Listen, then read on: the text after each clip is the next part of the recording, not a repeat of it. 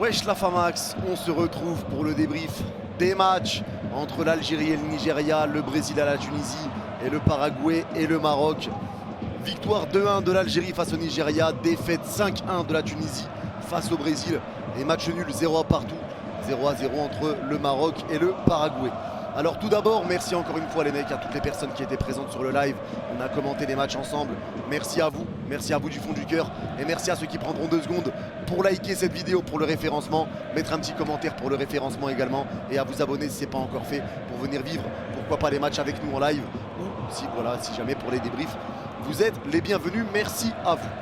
Et on va commencer à parler justement avec le match de l'Algérie, avec cette victoire de buts à 1. Et un match qui était honnêtement assez quand même compliqué. On a bien dominé le match honnêtement. On a bien dominé le match, il y a eu quand même des petits temps forts pour le Nigeria.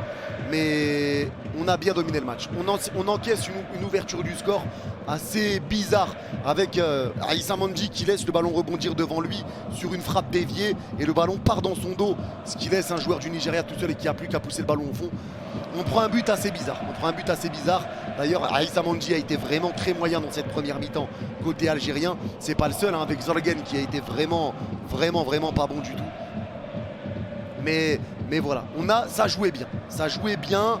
Il y avait des petits trucs, il y avait un manque de réussite encore pour Riyad Mahrez. Voilà, dans le jeu il était très bon, face au but ça a été compliqué. Encore une fois un poteau qui a été touché, il y a eu d'énormes situations encore. Mais voilà, l'Algérie jouait bien, on a égalisé à la fin, en fin de première mi-temps avec un penalty. Mais je sais pas, on dirait qu'il manque un petit truc pour passer une étape. Vraiment, là l'Algérie a bien joué, c'était bien mieux que face à la Guinée, c'était bien mieux. On n'a pas perdu espoir même quand on était mené au score. Mais vraiment l'Algérie a très bien joué.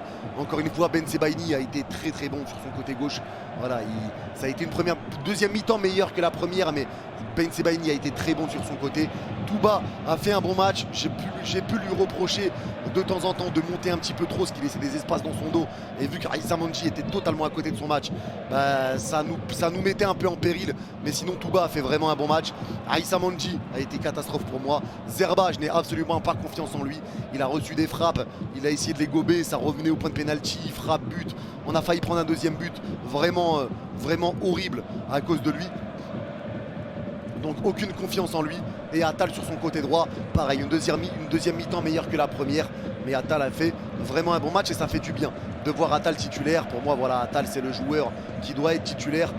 Malheureusement les blessures l'épargnent pas ce mec là, c'est dommage parce que sinon vraiment il ferait partie des meilleurs latérales droits au monde, je le dis honnêtement.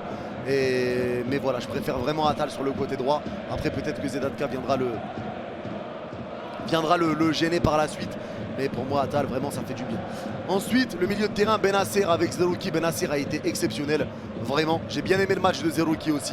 Alors là je sais qu'il y en a que ça divise. Il y en a qui n'ont pas aimé le match de Zerouki. Moi j'ai aimé Benasser encore une fois. Vraiment grosse satisfaction Benasser sur les 2 matchs, que ce soit la Guinée ou celui-là. Zerouki a été très bon également. Zorgen ça a été horrible par contre. Vraiment horrible le match de Zorgen. Et Belmadi, c'est ça que j'aime bien, il a réagi directement à la mi-temps. Zorgen dehors, il a rentré Bentaleb. Bentaleb a fait un super match, super deuxième mi-temps de Nabil Bentaleb. Lui aussi, vraiment content de ces 2 matchs, la Guinée et maintenant face au Nigeria. Ça fait vraiment du bien de le voir évoluer à ce niveau-là et de retrouver un bon petit niveau Nabil Bentaleb. On espère que ça va continuer, mais vraiment, il m'a fait kiffer sur les 2 matchs amicaux de l'Algérie. Riyad Mahrez, j'en ai parlé. Voilà, il lui manque, je sais pas, il y a un petit truc qui manque à Riyad. Dans le jeu il est bon, mais face au but il lui manque encore ce petit quelque chose, même si c'est lui qui transforme le penalty, il n'y a pas de souci là-dessus. Slimani a été très bon également. C'est dommage, il y a des moments où voilà, il n'arrivait pas à se retourner, à frapper, etc. Mais sinon il a été très bon dans le jeu encore une fois lui aussi, avec son rôle de pivot dans ce match-là. Il a été très bon Slimani, dommage il n'a pas marqué, maintenant il ne peut pas marquer à tous les matchs. Mais l'essentiel c'est la victoire, mais Slimani s'est donné comme jamais, comme d'habitude. Et Belaïli a été très bon également. Vraiment très bon match de Belaïli, encore une fois sur le côté gauche. Vraiment il y a une bonne harmonie là dans cette équipe algérienne. On se rapproche vraiment d'une équipe type côté algérien et il y a une bonne harmonie. Tu sens qu'il manque pas grand chose. On repart de très bas les gars, faut pas se mentir. On repart de très bas, il y a du changement, il y a du renouveau qui est amené par Belmadi. Donc forcément il faudra un temps d'adaptation. Mais franchement, là tu le vois que l'équipe joue très bien et qu'il lui manque juste un petit quelque chose pour passer vraiment ce cran de retrouver le niveau qu'on avait. Vraiment il manque pas grand chose, il manque vraiment pas grand chose. Mais en tout cas le match m'a plu, Le match m'a vraiment plu, mis à part quelques doigts. Il y a des moments où c'était pas la folie, mais vraiment bon match. Les bravos Nigérians, en tout cas, vraiment vous avez une super équipe et vous avez fait un très beau match. Bravo à vous les Nigérians. Le match de la Tunisie maintenant face au Brésil, ça a été compliqué. Ça a été compliqué honnêtement. Ça avait pourtant bien commencé. Bon, il y a eu le but très vite, la mauvaise sortie de Dahmen et la tête de Rafinha pour ouvrir le score. C'est une petite erreur de Dahmen sur sa sortie. Et derrière, tu as l'égalisation. Alors là, j'ai exulté sur le but tunisien. J'ai exulté. L'égalisation, c'était incroyable. Et derrière, tu reprends un but assez litigieux, hors-jeu, pas hors-jeu. Bon, au final, apparemment, il y avait la VAR et il n'y avait pas hors-jeu de Richarlison.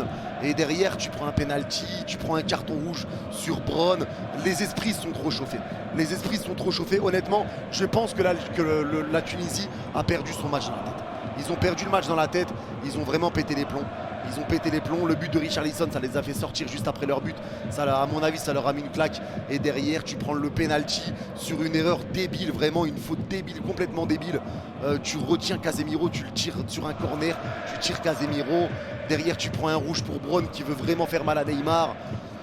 C'est dommage, et derrière ça a coulé, mais les buts que tu prends, c'est un penalty, un but où il y a peut-être une position de hors-jeu, un poteau rentrant, une frappe sur un but, un but sur une frappe, sur une passe déviée qui revient miraculeusement.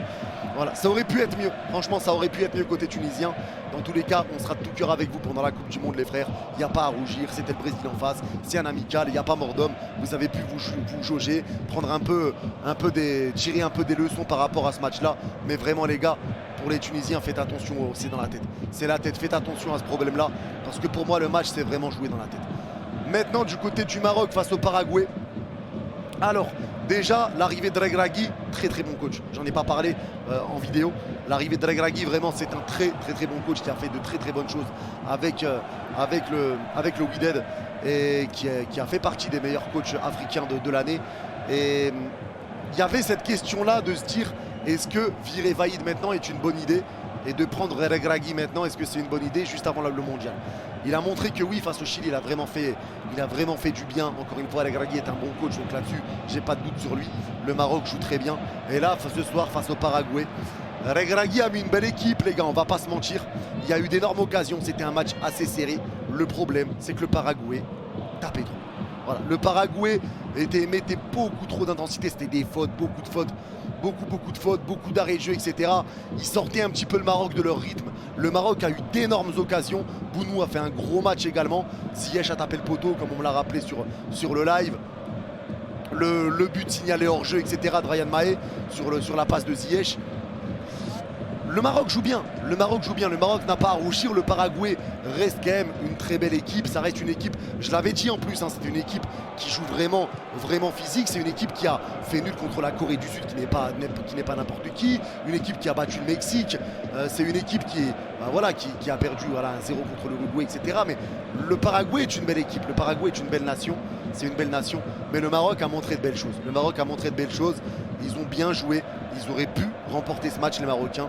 Le nul n'est pas une fin en soi. Mais voilà, très bon match encore une fois des Marocains. Je ne peux pas rentrer dans le détail parce qu'encore une fois, j'avais 3 matchs à gérer. Donc c'était un peu compliqué.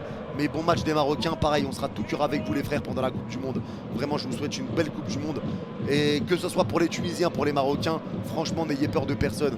Vous êtes capable de taper tout le monde. Peu importe qui dans le groupe, vous êtes capable de les taper.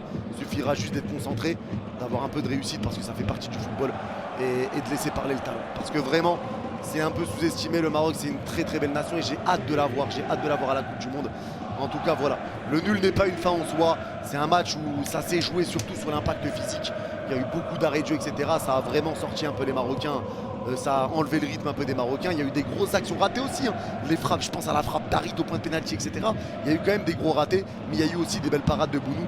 Il faut le dire, les Paraguayens ont mis une grosse pression. Et des grosses fautes. En tout cas, voilà. Ça peut parler de vol également côté marocain. Ça peut parler de vol.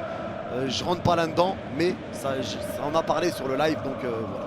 N'hésitez pas à me dire vous en commentaire, les gars, ce que vous avez pensé des matchs. Merci à vous d'avoir écouté ce débrief.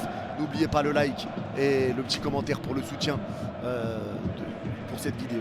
Merci à tous, tout le monde. Le prochain live, ça sera peut-être vendredi, les amis, pour Bayern Munich, Bayern Mönchengladbach, Bayern Leverkusen. Sinon, samedi pour Arsenal. Arsenal, Tottenham et PSG Nice. Prenez soin de vous tout le monde. Dima al-Maghreb. Je l'ai mal dit, mais tranquille. Prenez soin de vous. Dima Maghreb. Prenez soin de vous tout le monde. Et à bientôt. Bye bye. J'ai bien bugué.